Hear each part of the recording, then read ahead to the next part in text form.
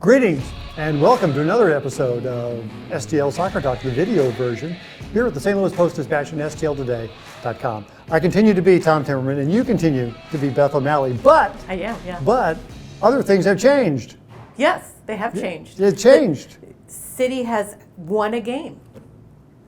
We've only been able to say this 2 other times this year, so it's pretty momentous. I don't, did it slip one in for the Open Cup win? I don't think I was around for the Omaha. I think maybe game. I don't. Well, yeah, we could say it then, but it still doesn't count. It doesn't count, right? Especially of all the games, that was a Division III game. This is a win. They won the game, yes. and they won it in a way that was one pleasant to watch, and 2 was actually kind of surprising. Actually, not that they won because they had only won 2 of their first 15, but they did what they always did. They took a lead. Mm-hmm. They gave up a goal in the 83rd minute, and now it's looking like it's going to be a tie. We've seen how this one ends, and then they scored a goal. Lowen scored a goal. Eduard Lowen scored a goal thanks to, he doesn't get an assist on the play, but thanks to Simon Betcher drawing a foul that earned them the penalty kick. Yeah, you were talking in the press box about how you try to track who drew the foul that leads to the penalty kick, because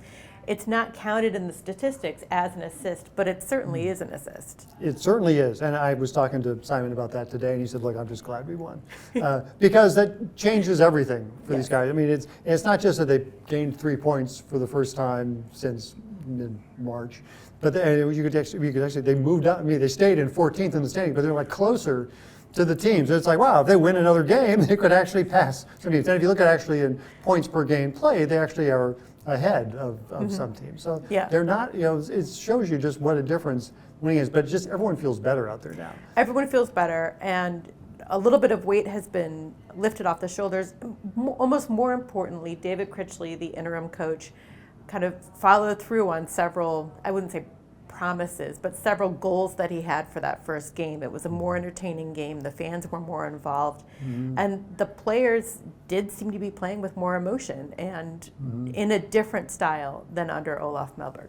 Yes, and I would say it didn't remove a little weight, it removed a lot of weight. I mean, these guys were slumped over from the imagined weight on their shoulders from this 11-game winless streak. And so now, all of a sudden, like anything is possible. They go to Portland, which won't be an easy place to play, but all of a sudden, the season has taken on a new light after just 1 game. Remains to be seen how much. Look, Portland will be a tough place. They very easily, can lose that game. But the way the team feels now is just night and day. And they remain undefeated against San Jose.